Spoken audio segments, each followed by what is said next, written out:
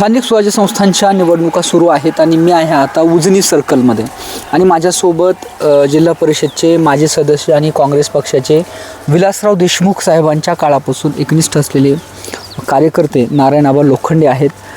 प्रचाराचा झंझावात सुरू आहे या स्थानिक स्वराज्य संस्थांच्या निवडणुकांमध्ये, खास करून जिल्हा परिषद आणि पंचायत समितीमध्ये जे प्रचाराचं वातावरण आहे ते तापायला लागले. तर काय सांगाल सर, मागचा म्हणजे सुरुवातीला मला हे जाणून घ्यायला आवडेल की तुमचा राजकीय प्रवास कसा होता, म्हणजे कुठून सुरुवात झाली, आपण राजकारणात कसे आलात, आपण थोडंसं चालत बोलूयात. तसं मी महाविद्यालयीन जीवनापासूनच विद्यार्थी संसदेच्या निवडणुका लढवत आलो. विद्यार्थी संसदेच्या 1982-83ला शाहू महाविद्यालयाचा प्रेसिडेंट म्हणून त्या ठिकाणी मी निवडून आलो. आणि 1985ला पासनं आदरणीय विलासरावजी देशमुख साहेब यांच्याशी माझा संपर्क झाला आणि त्यांच्या नेतृत्वावर प्रभावित होऊन मी त्यांचा कार्यकर्ता बनलो.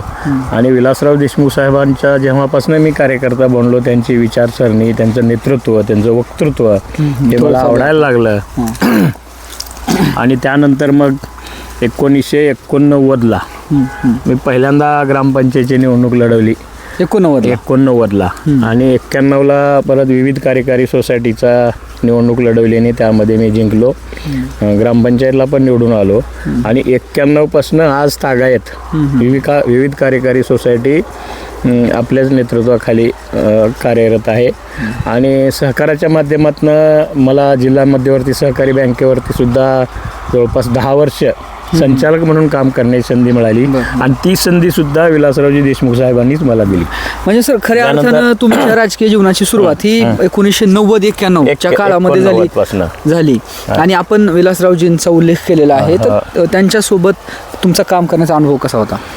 नाही, विलासरावजींचं काम करण्याची पद्धत, तळागाळातल्या माणसांचं म्हणणं ऐकून घेणं आणि त्याचे प्रश्न सोडवणं आणि विकासाचा जे दृष्टिकोन विलासरावजी देशमुख साहेबांचा होता, ते निवडणुकीपुरतं राजकारण, निवडणुकीच्या नंतर समाजकारण अशा पद्धतीनं साहेबांनी काम केलं. आणि त्याचाच आमच्यावरती त्यांच्याच नेतृत्वाचा, त्यांच्या कर्तृत्वाचा आणि त्यांच्या आमच्या विचार जडणघडणीचा आमच्यावरती तो आम्ही रुजवून घेतला. म्हणजे तुमच्यावर जे संस्कार झालेले आहेत ते मूळतः विलासराव देशमुखांची जी कार्यशैली होती, जसं की आता आपण म्हणलात की राजकारण करायचंय पण निवडणुकांपुरतं, आणि राजकारणाच्या नंतर मात्र कामाचा ध्यास आहे, लोकांचे काम आहेत. मला सांगा सर, आपण 90 नंतर तुम्ही विविध कार्यकारी म्हणजे सहकार्याच्या क्षेत्रात आलात, त्यानंतरचं पुढचं मग काय? त्यानंतर 1993ला परत कृषी उत्पन्न बाजार समिती औसाची निवडणूक लागली. आणि विलासरावजी देशमुख साहेबांच्या नेतृत्वाखाली आम्ही पॅनल केलं त्या ठिकाणी. आणि त्यांच्याच नेतृत्वाखाली त्या बाजार समितीच्या निवडणुकीमध्ये सुद्धा मला आमचं पॅनल निवडून आलं. आणि पहिल्यांदा साहेबांनी मला माझं वय कमी असताना सुद्धा उपसभापती म्हणून काम करण्याची संधी दिली. त्याच्यानंतर 6 वर्षानंतर पुन्हा निवडणूक झाली. त्या निवडणुकीमध्ये मला सभापती म्हणून बाजार समितीचा साहेबांनी आता मला म्हणजे अनुभव आला, आता लोखंडेंना त्यांना सभापती करूया अशा पद्धतीनं 7 वर्ष मी सभापती राहिलो. आणि सलग 18 वर्ष त्या बाजार समितीचं मला संचालक राहता आलं साहेबांच्या नेतृत्वाखाली. पाहू शकता की त्यानंतर साहेबांच्या नेतृत्वाखाली सहकार असेल किंवा कृषी क्षेत्रामध्ये काम करणारी जी कृषी उत्पन्न बाजार समिती, तिचा प्रदीर्घ अनुभव नारायण आबा लोखंडे यांना राहिलेला आहे. आणि मग पुढचा प्रवास कसा झाला, मग काय? त्यानंतर 1997ला परत मी पंचायत समितीची निवडणूक लढवली. 97ला आणि 97ला मी परत पंचायत समितीला निवडून आलो. आणि पंचायत समितीमध्ये 5 वर्ष काम केलं. त्यानंतर साहेब जेव्हा राज्याचे मुख्यमंत्री झाले तेव्हा साहेबांनी या आपल्या महाराष्ट्रामध्ये ऊसाची परिस्थिती बिकट होती. एकच मांजरा सहकारी साखर कारखाना चालू होता, किल्लारी सहकारी साखर कारखाना बंद होता. आणि साहेब मुख्यमंत्री झाले त्यावेळेला खूप शेतकऱ्यांचा ऊस उभा राहिला होता शेतामध्ये. त्यामुळं साहेबांनी, आम्ही ज्यावेळेस शिष्टमंडळ गेलो साहेबांकडं, हे आम्हाला सत्काराची तारीख द्या म्हणून. तर साहेब तेव्हा म्हणाले होते सत्कार तर होत राहतील. नागपूरला अधिवेशनामध्ये पहिलं अधिवेशन होतं आणि साहेब म्हणाले की सत्कार तर होत राहतील, पहिल्यांदा तुम्ही लातूरला जावा आणि सहकारी साखर कारखान्याचं रजिस्ट्रेशन करा, मला औषधासाठी स्वतंत्र कारखाना द्यायचा आहे. अशा पद्धतीने मग श्रीपतरावजी काकडे आमचे सहकारी मार्गदर्शक होते, दिनकररावजी माने त्यावेळेला आमच्यासोबत होते विद्यमान आमदार. आणि अशा पद्धतीनं मग आम्ही ते कारखान्याचं रजिस्ट्रेशन केलं आणि संस्थापक संचालक म्हणून त्या साखर कारखान्यामध्ये मला काम करण्याची संधी मिळाली. उभारणीच्या काळामध्ये मी संचालक होतो. त्यानंतरच्या निवडणुकीमध्ये सुद्धा मला परत ते संचालक मंडळावर निवडून येता आलं आणि त्या माध्यमातून मग आपल्या भागातील गावातील काही बऱ्याचशा तरुणाला त्या साखर कारखान्यामध्ये आपण रोजगार देऊ शकलो. बरं, मला सांगा सर, आता साधारणतः साखर कारखाने म्हणलं की पहिल्यांदा ऊसाचं अर्थकारण समोर येते आणि आपण असं म्हणताय की ज्यावेळेस साहेबांना सत्काराची वेळ घेण्यासाठी आपण गेला होतात तर गरज म्हणून शेतकऱ्यांचे ऊस जिथल्या तिथं उभे होते ते शेतकऱ्यांचे ऊस कारखान्याला जावे म्हणून गरजेमधून निर्माण झालेला साखर कारखाना असंच होतं का मग नफेखोरीमधून निर्माण झालेलं? नाही, गरज म्हणून.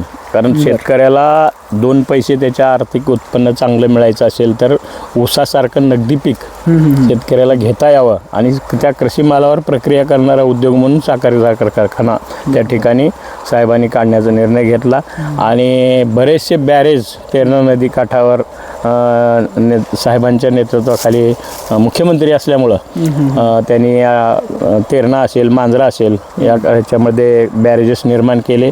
पाण्याची सुविधा शेतकऱ्यांना झाली आणि मग पाणी झाल्यानंतर ऊसाचं उत्पादन अधिक प्रमाणात घेतलं. कारण भुसार मालाला तेवढासा भाव मिळत नव्हता. निसर्गावर अवलंबून असलेली शेती, ती कधी रोगराईनं जायची, कधी कमी पावसानं जायचं, कधी पाऊस जास्त झाला म्हणून पिकं जायची. आणि ऊस हे नगदी पीक म्हणून आपण संबोधतो. म्हणजे शेतकऱ्यांचं जे अर्थकारण आहे, सामान्य शेतकऱ्यांच्या अर्थकारणाला गती देण्याचं काम साहेबांनी केलं. कारण सर आपण जे पाहतो आता की साखर कारखान्यांचं पीक आलं एक प्रकारे नफा म्हणून पाहिलं जातंय. जे नवीन आता अलीकडे साखर कारखाने रजिस्टर्ड होतात तर त्यावेळेस तसं काही नव्हतं.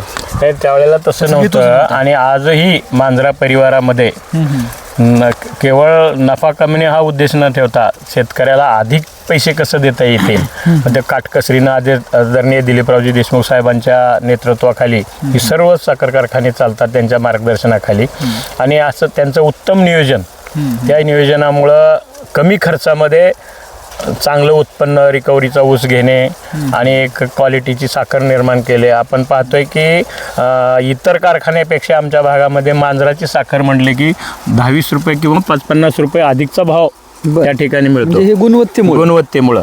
आणि मला याची सांगावं वाटतं की आम्ही जो मारुती महाराज सहकारी साखर कारखाना उभा केला बिलकुलला, त्यापूर्वी या परिसरामध्ये विशेष म्हणजे माझ्याच गावामध्ये 100 हेक्टरपेक्षा अधिक ऊस नव्हता. 100 हेक्टरपेक्षा अधिक ऊस नव्हता. म्हणजे एक बागायती क्षेत्रच नव्हतं. एक कारखान्याची विल्हेवाट नव्हती त्या मागच्या काळामध्ये. ऊसाची विल्हेवाट लावायची व्यवस्था नव्हती ना शेतकऱ्याकडं, म्हणून ऊस लावत नव्हते. आज आपण पाहिलं तर जवळपास 3000 हेक्टरपर्यंत ऊस या उजनी गावामध्ये आणि इतकं वाढीव उत्पन्न आहे. तेरणा नदी काठ असल्यामुळं आशिव असेल, मातोळा असेल या भागामध्ये खूप मोठ्या प्रमाणात ऊसाचं उत्पन्न वाढलं. असं मला सांगा, सहकार क्षेत्र असेल किंवा कृषी उत्पन्न बाजार समितीनंतर आपण सलग 2 वेळा म्हणजे 2 टर्म जिल्हा परिषद सदस्य आणि त्या अनुषंगाने जी पदं तुम्हाला मिळाली, सभापतींसारखं पद वगैरे, हे पण त्या पदावर राहून आपण जनतेची सेवा केलेली आहे. तो प्रवास कसा होता?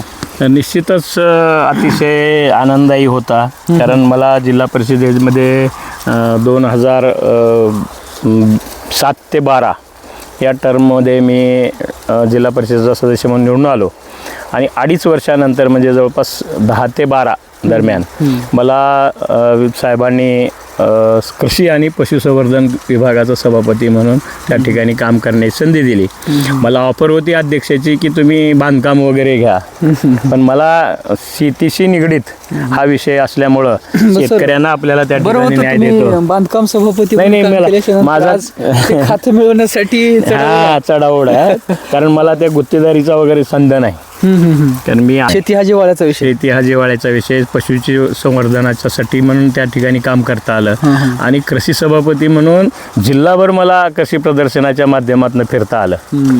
आणि शेतकऱ्यासाठी शेतकऱ्यासाठी नवीन नवीन योजना राबवणे, नवीन बियाणे देणे, शेतकऱ्याच्या उन्नतीसाठी निश्चितपणानं काम करतात आणि त्याच्यात एक वेगळं समाधान या काळामध्ये मला लाभलं. आपल्या जिव्हाळ्याचा विषय, हो. त्याच्यात शेतकऱ्याशी संपर्क तुमचा असणं. तर आपण 1997 पासून थोडं आपण पुढे जाऊयात. हा रस्ता चिंचोळा आहे. तर मला हे विचारायचं की 1997 पासून आपण राजकीय जीवनामध्ये प्रवेश केला, खास करून ग्रामीण भागातल्या निवडणुकांचा तुम्हाला अनुभव आहे. आता ही निवडणूक लागली, आधीच्या निवडणुका, प्रचाराची यंत्रणा, प्रचार पद्धती आणि आता मध्ये तुम्हाला काय फरक जाणवतो? खूप फरक आहे. बरं. आता लोकांच्या अपेक्षा खूप वाढल्या. पूर्वी प्रचाराची यंत्रणा अशी होती की लोक एकदा गावातील प्रमुख लोकांना भेटलं तर ते सगळं गावातील इतर लोकांना सांगून मतदान करून घ्यायचे. पण आता प्रत्येक मतदाराला असं वाटतंय की उमेदवार आपल्यापर्यंत आला पाहिजे. आणि त्यांनी भेटलं पाहिजे. पूर्वी प्रमुखावरच भागायचं का? पूर्वी प्रमुखावरच भागायचं. कार्यकर्ते पक्षाचे असायचे. आणि पूर्वी आता माझी भर तर जास्तीत जास्त डायरेक्ट व्यक्तिगत गाठीभेटीवरच माझा भर असायचा नेहमी. आणि मतदारसंघामध्ये 2 वेळेला सदस्य राहिल्यामुळं आणि प्रत्येक निवडणुकीमध्ये जिल्हा परिषद असेल, विधानसभा असेल किंवा लोकसभा असेल, या सर्व निवडणुकामध्ये हिरिरीनं पक्षाचा कार्यकर्ता म्हणून काम करत असल्यामुळं आता जनसंपर्क वाढला आणि लोकांनी तेवढेच प्रेमी आपल्यावरती दिलं. तर आता परत नव्याने तुम्ही आता या उजनी सर्कलमधून उभे आहात. 2 टर्म आपण त्या ठिकाणी काम केलेलं आहे. प्रमुख कामं काय आहेत तुमच्या काळामध्ये जे तुम्ही घेतले आहेत, ज्या निर्णयांमुळं लोकांमध्ये एक समाधान आहे, असं काय वाटतं तुम्हाला? नाही, आता कामं खूप सांगता येतील. कारण म्हणजे पहिल्या टर्मला तर काँग्रेसची सत्ता होती जिल्हा परिषदेमध्ये. म्हणून मला तिथं उपाध्यक्ष पण 6 महिन्यापर्यंत मला त्या ठिकाणी पदभार उपाध्यक्षपदाचा पण मिळाला. आणि त्या काळामध्ये शिक्षण विभाग उपाध्यक्षाकडे असायचा आणि अर्थ विभाग. म्हणजे शिक्षण क्षेत्रामध्ये शाळांची दुरुस्ती असेल, नव्या शाळा खोल्या निर्माण करणं असेल, पट वाढवण्याच्या दृष्टीनं आम्ही त्या काळामध्ये पटसंख्या विद्यार्थ्याने आणि गुणवंत म्हणजे शिक्षकाचे आदर्श शिक्षक कार्यक्रम घेऊन त्यांना प्रोत्साहन देणं, शिक्षकामध्ये सुद्धा गुणवत्ता वाढवणं, अशा प्रकारचे प्रयत्न त्या काळामध्ये केले. बरीचशी कामं आपल्याला या ठिकाणी सांगता येतील. महत्त्वाची काही ठळक कामं मी या ठिकाणी सांगतो. उजनीच्या दृष्टीनं बघितलं तर मी पंचायत समितीचा सदस्य असताना ग्राम सचिवालयाची योजना राज्य शासनाची होती. ग्राम सचिवालयाची संकल्पना अशी होती की तिथं ग्रामपंचायतीची इमारत असावी, त्याच इमारतीमध्ये तलाट्याचं कार्यालय असावं, त्याच इमारतीमध्ये एखादं पोस्ट ऑफिस असावं, त्याच इमारतीमध्ये विद्युत विभागाचं कार्यालय असावं. सेक्रेटरीएट सचिवालय, ग्राम सचिवालयाची संकल्पना आहे. आपण मंत्रालयामध्ये किंवा सचिवालयामध्ये जे सर्व विभागाचं एकत्रित कार्यालय असतं त्या पद्धतीनं. आणि त्याच्या मागे असा उद्देश होता की त्या ग्रामपंचायतीला खालच्या बाजूला ग्राउंड लेवलला शॉपिंग कॉम्प्लेक्स काढावं आणि वरच्या मजल्यावरती कार्यालय करावं, जेणेकरून त्या ग्रामपंचायतीला उत्पन्न पण वाढावं आणि अशी लोकांची एकत्रित सेवा व्हावी, असा त्या काळामध्ये उद्देश होता. ती इमारत आपण आणली. त्याचबरोबर शॉपिंग कॉम्प्लेक्सची कामं जनसुविधा योजनेअंतर्गत जिल्हा परिषद शाळेच्या समोर त्या ठिकाणी केली. आणि मागच्या टर्मला सर्वात महत्त्वाचं प्राथमिक आरोग्य केंद्राची इमारत, जी की आमच्या इथं प्राथमिक आरोग्य केंद्र आहे उजनीला. आणि ते आरोग्य केंद्र भूकंपापूर्वी बांधलेलं होतं, परंतु त्याची मुदत कालमर्यादा आणखी म्हणजे डिसमेल्टिंग करण्याची किंवा पाडण्याची संपलेली नव्हती. म्हणजे प्रशासनाचा असा अहवाल होता की आणखी ह्या शाळेचं आयुष्य आहे म्हणजे आरोग्य केंद्राचं, आणि एवढ्या लवकर ही इमारत पाडता येणार नाही, त्यापेक्षा दुरुस्ती करा. पण मी सभागृहामध्ये प्रशासनाच्या असं निदर्शनास आणून दिलं की ही इमारत भूकंपापूर्वी झालेली आहे आणि उजनी हे गाव भूकंपग्रस्ताच्या ब वर्गामध्ये आहे. त्या म्हणजे शासनानं पुनर्बांधणीसाठी प्रत्येकानं जुनं घराच्या ऐवजी नवीन घर बांधण्यासाठी शासनानं निधी दिलेला होता. आणि मग तो मुद्दा त्या ठिकाणी विशेष करून मांडल्यामुळं होणारी इमारत ही तुम्ही भूकंपरोधक व्हावी. हिरिरीनं भूमिका मांडली की हिरिरीनं ते भूमिका. demolish करा आणि नवीनच हा, बांधा. हा, नवीनच बांधा. नवीनच बांधा, कारण ती भूकंपरोधक असावी. ही भूकंपापूर्वी बांधलेली बरोबर, आहे, बरोबर. कारण ज्या अर्थी तुम्ही त्या गावचं पूर्ण पुनर्वसन करता 93 नंतर आपण काय हा, शिकलो? तर ते जवळपास 4 कोटीची इमारत मंजूर. प्राथमिक आरोग्य केंद्राची, आयुष्यमान आणि त्या कर्मचाऱ्यांना निवासस्थान, बरं, हे 4 कोटीचं मोठं काम आपल्याला त्या काळामध्ये करता आलं. आता परिसरामध्ये 1993ला भूकंपाचा मोठा धक्का जाणवलेला होता 93ला, आणि हो. तिथून बऱ्याच म्हणजे हो. रेसिडेन्शियल एरियाचं पण म्हणजे राहत्या घरांचं पुनर्वसन करण्यात आलं, आरोग्य केंद्राचं होतं. केंद्र. त्याच्यामुळं हा तुमचा आग्रह आणि त्यामधून निर्माण झालेली नवीन इमारत हो. तर चांगल्या लोकांमध्ये त्याचा फायदाच झाला एक प्रकारे. आरोग्य सुविधा चांगली मिळायला मिळायला लागली हो. आणि कर्मचाऱ्यांच्या निवासस्थानासाठी हो. सुद्धा तुम्ही आणि त्या काळामध्ये भूकंपामध्ये मी ग्रामपंचायतचा सदस्य होतो. बऱ्याचशा लोकांचे पंचनामे करणं. आता पूर्वी कसं होतं की लोक अज्ञान असल्यामुळं कुटुंबामध्ये वडिलांच्या नावानं घर असायचं, त्याच कुटुंबामध्ये 3-4 भाऊ असायचे आणि मग छोटंसं घर असायचं. त्यावेळेला विभागण्या करत नव्हते. तर आम्ही साहेबांचं तर म्हणजे अधिकारी ते सर्वेला आलेले, मी साहेबांचा कार्यक्रम, साहेब इथं आले होते ना उजनीला, बरं आणि साहेबांनी सांगितलं होतं सगळ्यांना लोखंडे कार्यकर्ते आहेत त्यांना मदत करत जावा. आणि मग ते अधिकारी सगळे म्हणजे ऐकायचे आपले, किंवा पंचनामे अधिकचे करणं, त्यांची फोड करून घेणं. म्हणून बऱ्याचशा लोकांना घरकुलाचा म्हणजे भूकंपग्रस्ताचा लाभ आपण त्या ठिकाणी मिळवून दिलो. म्हणजे लोकप्रतिनिधी म्हणून सहसा जे अधिकाऱ्यांचं सहकार्य लाभत नाही तर ते साहेबांच्या एक प्रकारे आदेशामुळे म्हणा ते करायला नाही, लागले. ती तर ओळख असतेच आपण कोणाचे कार्यकर्ते, आणि त्या नेत्याचंही तेवढे नैतिक वजन असलं पाहिजे, नैतिक वजन आणि असलं पाहिजे, आपले व्यक्तिगत संबंधी असले पाहिजे ना अधिकाऱ्यांशी. हां. केवळ नेत्याच्या नावावर सगळं काही होत नाही. अलग लक्षात, नेत्यांचा तर आदर असतोच की त्यांचे कार्यकर्ते म्हणून आपण, पण आपलंही व्यक्तिगत संबंध अधिकाऱ्याशी. आणि मग एखादा नियमात बसत नसेल तर त्याला कसं बसवायचं, त्याच्यात मार्ग काढणं, बरोबर, त्यांना कन्व्हिन्स करणं, आणि मग समोरच्याची गरज ओळखून त्याला आपल्याला मदत कसं करता येईल या पद्धतीनं आपण करत गेलो. आजही मला जिल्हा परिषदमध्ये असेल किंवा ज्या ज्या संस्थांमध्ये मी काम केलं, बँक असेल, जिल्हा परिषद असेल, बाजार समिती असेल, तिथल्या अधिकाऱ्यांना, कर्मचाऱ्यांना म्हणजे आपल्याला रिस्पेक्ट देतात. आदराची भावना आहे आदराची भावना तुमच्याबद्दल. निर्माण झाली, कारण आपल्या वागण्यावर असतं ना. आबा तुम्ही या भागातल्या बऱ्याच तीर्थक्षेत्र म्हणजे बऱ्याच ठिकाणांना हो. तीर्थक्षेत्राचा दर्जा दिलेला पण आहे. निश्चित. प्रसार माध्यमांमध्ये ते छापून आले त्यावेळेस तत्कालीन, त्याबद्दल काय सांगाल? त्या निश्चितपणानं आमच्या इथं संत गणेशनाथाचं मंदिर आहे, जिवंत समाधी आहे गणेशनाथ महाराजांची, बरं. आणि खूप मोठी यात्रा भरते. जेव्हा आम्ही पहिल्यांदा सदस्य झालो तेव्हा आदरणीय दिलीपरावजी देशमुख साहेब पालकमंत्री होते. बरं. आणि मग DPDCमध्ये या गणेशनाथ मंदिराला तीर्थक्षेत्राचा दर्जा द्यावा असा प्रस्ताव आम्ही जिल्हा परिषदेकडनं पाठवला. तात्काळ तो मंजूर झाला, आणि त्यानंतर त्या तीर्थक्षेत्राला जवळपास जिल्हा नियोजन समितीमधून तीर्थक्षेत्र विकासाच्या निधीमधनं 52 लक्ष रुपयाचा निधी आपण त्या ठिकाणी देऊ शकलो. त्या काळामध्ये नागरी मोठ्या सुविधा हो. आणि त्याच्यानंतर मतदारसंघामध्ये भीमाशंकर मंदिर आहे टाक्याला, तिथं पण यात्रा भरते. त्याही मंदिराला आपण तीर्थक्षेत्राचा दर्जा मिळवून दिला. तिथंही जवळपास 15 लक्ष रुपयाचा निधी त्या ठिकाणी दिला. आणि अमृषावली बाबा दर्गा म्हणून अंदुऱ्याला आहे, तर तिथंही तीर्थक्षेत्राचा दर्जा देऊन जवळपास 14-15 लाख रुपयाचा निधी आपण त्या ठिकाणी देऊ शकलो. म्हणजे एक सर्वधर्म समभाव त्या जे प्रत्येक गावाला जे आपल्याला करता येते, जे नॉर्ममध्ये बसून लोकांची भावना ज्या धार्मिक स्थळावर आहे तर त्या भावनेला न्याय देण्याचं काम केलं. आबा मला सांगा, आता तुम्ही नव्याने 2026च्या निवडणुकांना सामोरे जात आहे. 13-14 गावं आहेत, प्रचार मला वाटते सुरू झालाय. कसा प्रतिसाद आहे?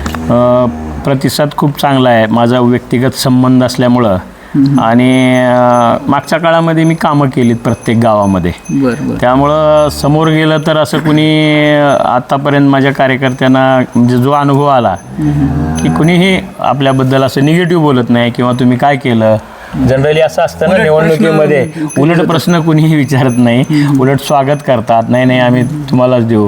म्हणजे खूप मोठा चांगला प्रतिसाद आहे. तो प्रतिसाद मिळण्याचं कारण म्हणजे मागच्या काळात आपण त्यांच्याशी जे संबंध ठेवले, किंवा नुसते संबंधच नाही तर त्यांच्या त्या गावामध्ये मागणीप्रमाणे आपण कामं करणं, त्यांना न्याय दिला, त्यामुळं लोक समाधानी आहेत. बरं तर आता काय सांगाल, तुम्ही नव्याने निवडणुकीला सामोरं चाललात आहात, लोक काय प्रश्न घेऊन येत आहेत आणि तुमच्या डोक्यात काय आहे की येणाऱ्या पंचवार्षिकमध्ये येणाऱ्या 5 वर्षात काय कामं करायची आहेत लोकांचे? हे आता जिल्हा परिषद म्हटलं की ग्रामीण भागाशी संबंधित आहे. ग्रामीण भागाच्या ज्या काही मूलभूत गरजा आहेत, जे काही योजना आहेत, बरं. म्हणजे प्रत्येक विभागाच्या 14 विभागाच्या माध्यमातून जिल्हा परिषदेच्या गावामध्ये योजना राबवल्या जातात आणि प्रत्येक गावाची मागणी किंवा समस्या ही वेगवेगळी असते. बरोबर. तरी पण प्रमुख आपलं हे असं असेल की आगामी काळामध्ये आता जिल्हा परिषदेच्या शाळा, खरं म्हणजे इंग्लिश शाळांचं प्रमाण वाढल्यामुळं बरोबर. त्या बंद पडायला लागल्यात आणि सरकारसुद्धा त्या बाबतीत एवढं म्हणजे उदासीन असल्यासारखं धोरण व्यवस्था आहे. संपवण्याची तो प्रक्रिया, त्याचं खाजगीकरण करणं अशा प्रकारचं. पण जिल्हा परिषदेच्या शाळेमध्ये सामान्य माणूस, गरिबाचा माणूस, शेतकऱ्याचा काय म्हणजे मुलगा शिक्षण घेत असतो आणि मग या जर शाळा बंद पडल्या तर ते शिक्षण परवडणार नाही. खाजगी शिक्षण घेणं किंवा ती फीस गरीब माणसाला परवडणार नाही. म्हणून माझं पहिलं हे असेल की बाबा या शाळा टिकल्या पाहिजे त्या दृष्टीनं. आणि आपण जर बघितलं तर खरंच जिल्हा परिषद शाळेमध्ये एवढे उत्तम शिक्षक आहेत की जे ट्रेंड आहेत, कुशल आहेत, त्याला आपण D.Ed. B.Ed. झाले, तज्ज्ञ आहेत. आणि बाकी ठिकाणी जर बघितलं तर तेवढं म्हणजे ते तज्ज्ञ नाहीत. आणि मग चांगलं शिक्षण असताना एक प्रकारे केवळ जगमगट आपल्या शिक्षणाचं जे बाजारीकरण झालेलं, हा शब्द बरेच बाजारीकरणामधून ही शिक्षकाची जमात पुढे आली. आपल्या जिल्हा परिषदकडेच कसं येतील आणि याच्यासाठी प्रयत्न असणार आहे. आरोग्याच्या दृष्टीनं ग्रामीण भागातल्या आज आपण बघतोय की आरोग्याची खूप मोठी समस्या निर्माण झालेली आहे. त्या दृष्टीनेही आपले प्रयत्न असणार आहेत. आणि मग ज्या काही मूलभूत सुविधा ग्रामीण भागामध्ये पुरवणं गरजेचं आहे त्या गावामध्ये. मग स्वच्छ पाणी पिळायला पाहिजे प्रत्येक नागरिकाला, नळाचं स्वच्छ पाणी मिळालं पाहिजे, शेतीला पाणी मिळाले पाहिजे. आता मागच्या काळामध्ये मी आमच्या उजनीमध्ये एक केटीवर बंधारा सुद्धा आपण त्या ठिकाणी मंजूर करून घेऊ शकलो. म्हणजे पाणीचं क्षेत्र वाढलं, पाणी पुरवठ्याच्या योजना झाल्या तर शेतीला मदत होणार आहे. पशुसंवर्धन वाढलं पाहिजे आपल्या जिल्ह्यामध्ये. त्या दृष्टीनं जर आपलं बघितलं असेल तुम्ही की साहेब मोठ्या च्यानं सांगत होते की लातूर जिल्हा म्हणजे इथली पोरं आणि ढोरं जगामध्ये आणि राज्यामध्ये जगाच्या पातळीवर म्हणजे ढोरं म्हणण्याचं म्हणणं आहे की पशुधन आपल्या उदगीर तालुक्यातला असेल की देवणी जातीचा वळू, जो की देशामध्ये त्याला पारितोषिक मिळायचं ओळख. आणि लातूरचे विद्यार्थी गुणवत्ता यादीमध्ये पहिल्या दुसऱ्या प्रथम यायचे. म्हणजे त्या दृष्टीनं त्यांचं जे ब्रीद आहे त्या दृष्टीनं पशुसंवर्धन, पशुधन आणि शिक्षण याच्यावरती आपला भर राहील. बाकी मूलभूत सुविधा सगळ्या त्या गावच्या गरजेनुसार येणाऱ्या काळामध्ये आपण करू. या 4 वर्षाच्या कालखंडामध्ये, कारण 2022ला जिल्हा परिषदेचा कार्यकाळ संपला आणि 4 वर्ष झाली प्रशासकाचा कारभार आहे. त्यामुळं अनेक प्रलंबित प्रश्न आहेत. रस्त्याची दुरावस्था झालेली आहे, पिण्याच्या पाण्याच्या योजनेकडे लक्ष नाही शासनाचं, प्रशासनाचं. त्यामुळं याच्यामध्ये सुधारणा करून आणि लोकप्रतिनिधी त्या ठिकाणी सभागृहात आल्यानंतर जिल्हा परिषदेचा वार्षिक योजनेतून जो निधी मिळतो तो प्रत्येक मतदारसंघाला समान मिळतो. आणि अधिकचाही आपल्या सदस्याच्यामध्ये जर ही असली तर त्यांना जर जाण असली तर कुठल्या विभागाचा कसा निधी खेचून आणायचा याचा मला 10 वर्षापासून अनुभव असल्यामुळं निश्चितच कुठल्याही योजनेला निधी कमी पडू दिला जाणार नाही हे मी जनतेला या ठिकाणी सांगू इच्छितो. आणि आपण महाराष्ट्र जीवन या चॅनलच्या माध्यमातून आज माझी मुलाखत घेतलात. पहिल्यांदा मी तुमचं या ठिकाणी स्वागत करतो, तुम्हाला शुभेच्छा देतो, या चॅनलला शुभेच्छा देतो. आणि निश्चितपणानं येणारी जिल्हा परिषद ही काँग्रेस पक्षाच्या विचाराची येईल याच्यामध्ये कसलीही शंका नाही. कारण जिल्हा परिषदेचे पहिले अध्यक्ष म्हणून लातूर जिल्हा परिषदेची ज्या वेळेला 1992ला स्वतंत्र स्थापना झाली तेव्हा जिल्हा निर्मितीनंतर पहिले अध्यक्ष म्हणून आदरणीय दिलीपरावजी देशमुख साहेबांनी खूप चांगलं काम आणि खूप चांगली शिस्त त्या ठिकाणी लावून दिलेली आहे. आणि त्यांचाच आदर्श घेऊन जेव्हा जेव्हा काँग्रेसच्या ताब्यात म्हणजे एकाच वेळेस अपवाद मागच्या वेळेसचा जर सोडला तर नेहमी काँग्रेसच्या ताब्यामध्ये जिल्हा परिषद राहिलेली आहे. आणि त्यांचा आदर्श घेऊन त्यांनी घालून दिलेले नियम, त्यांनी घालून दिलेल्या जी शिस्त आहे त्यानुसार आत्तापर्यंत जिल्हा परिषदेनं कार्य केलेलं आहे. आम्ही त्यांच्याही संस्कारात वाढल्यामुळं दिलीपराव देशमुख साहेबांची शिस्त आणि व्यवस्थापन आपण पाहिलं असेल की मग ते सहकारातलं असो किंवा कृषीच्या बाबतीमध्ये असो, जिल्हा बँकेचं आज आपण बघतोय की त्यांच्या नेतृत्वाखाली राज्यामध्ये पहिल्या, दुसऱ्या, तिसऱ्या क्रमांकावर आज जिल्हा बँक आपली आहे. म्हणजे असे एक दूरदृष्टी असलेले नेते आणि सुसंस्कारित नेते आम्हाला लाभले हे आम्ही आमचं भाग्य समजतो. कारण कार्यकर्त्यांना अशा नेत्यांच्या व्यक्तिमत्वाच्या सानिध्यात शिकायला मिळालं. त्याचबरोबर अमित भैया देशमुख साहेब यांना सुद्धा ग्रामीण प्रश्नाची चांगली जाण आहे. मंत्री म्हणून त्यांनी काम केलेलं आहे. आरोग्याच्या आपल्याला वाटत होतं की शिक्षण मंत्री, वैद्यकीय शिक्षण मंत्री मिळाल्यानंतर आम्हाला सुद्धा वाटत होतं की हे कसलं खातं भैयाला मिळालंय. पण बघा ना, दुर्दैवानं कोरोना आला आणि त्या कोरोना काळामध्ये भैयांना खूप चांगलं काम करता आलं. विशेष म्हणजे लातूर जिल्ह्यामध्ये औषधाचा पुरवठा असेल किंवा ते वॅक्सिन असेल किंवा ऑक्सिजन असेल हे अजिबात या लातूर जिल्ह्यामध्ये कमी पडू दिलं नाही. जेणेकरून संकटाच्या काळामध्ये योग्य व्यक्तीकडे आलं आणि खरं म्हणजे त्यांनी त्या संधीचं सोनं केलं म्हणण्यापेक्षा या जिल्ह्यातल्या अनेक लोकांचे जीव वाचवण्याचं काम त्यांनी केलं. आणि ताबा मला सांगा, आपण 1997 पासून 97ला तर मला वाटतं तुमचा भरीचाच काळ होता आणि आता 2026 30-40 वर्षाचा राजकारणाचा पट उलटलेला आहे, काळाचा पट उलटलेला आहे. आता तरुण पिढी जी आहे, जनरेशन झेड, आणि तुमचे संदर्भ हे विलासराव देशमुखांच्या काळातले, दिलीपराव देशमुखांचे, तरुण पिढीला कसं कनेक्ट करतात? नाही, मी माझं भाग्य समजतो. विलासरावजी देशमुख साहेबापासून माझी सुरुवात झाली. दिलीपरावजी देशमुख साहेबांच्या सानिध्यात राहता आलं. अमित भैया आणि परवा 2017च्या जिल्हा परिषदेच्या कार्यकाळामध्ये धीरज भैया देशमुख साहेब माझे सहकारी म्हणजे जिल्हा परिषदेचे सदस्य होते. आणि म्हणून त्यामुळं त्यांच्याशी मी जुळवून, एक माझा स्वभाव की तरुण असतील, वयस्कर असतील, सर्वांशी मिळून मिसळून राहणं आणि म्हणून ॲडजस्ट करून त्याप्रमाणे चालतो. युथ कनेक्ट पण चांगला आहे. तरुणामध्ये सुद्धा आता तर काही 2 तरुणांनी या ठिकाणी उमेदवारी मागितली होती माझ्या जिल्हा परिषद काँग्रेस पक्षातर्फे. आणि मग जेव्हा मला उमेदवारी मिळाली ते नाराज न होता उलट माझ्यासोबत आज कामाला अजित शिंदे, निर्गुण साळुंके, मनसूर रुईकर हे त्यांनी विड्रॉल करून घेतलं आणि आज माझ्यासोबत आहेत ते. तर मागच्या 30 वर्षापासूनचं ग्रामीण राजकारण, खास करून लातूर जिल्ह्यातलं आणि औसा तालुक्यातलं उजनी सर्कलमधलं जे ग्रामीण राजकारण आहे ते आबांनी जवळून पाहिलेलं आहे. फक्त पाहिलंच नाही तर त्यामध्ये सक्रिय सहभाग नोंदवलेला आहे. त्याचबरोबर सहकार्याचे प्रश्न काय आहेत, कृषी उत्पन्न बाजार समितीचे प्रश्न काय आहेत आणि जिल्हा परिषदांचं कामकाज काय चालतं, लोकांच्या मागण्या काय आहेत, लोकांचे प्रश्न, मागणीनुसार काम आणि लोकांच्या भावनांना त्या ठिकाणी ओळखून काम करण्याची खातोटी नारायण आबा लोखंडे या व्यक्तिमत्वामध्ये राहिलेली आहे. 2026मध्ये नव्याने ते निवडणुकीला सामोरे जात आहेत आणि आबाल वृद्ध तरुण मतदारांचा सुद्धा त्या ठिकाणी एक उत्स्फूर्त असा प्रतिसाद त्यांना मिळत असल्याचे ते सांगतात. येणाऱ्या काळामध्ये अशा प्रकारचा एक अनुभवी नेता जिल्हा परिषदसारख्या सभागृहामध्ये जाणं हे महत्त्वाचं आहे, ज्याला आपण मिनी मंत्रालय म्हणतो. प्रदीर्घ असा प्रशासनाचा अनुभव, प्रदीर्घ असा जिल्हा परिषदेमध्ये वेगवेगळ्या पदांवर, सभापती सारख्या पदांवर त्यांनी काम केलेलं आहे.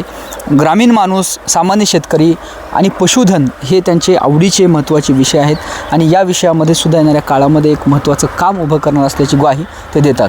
मी विक्रांत शंके, कॅमेरा पर्सन आदित्य वसाळेसह महाराष्ट्र जीवन न्यूजसाठी उजनी, लातूर.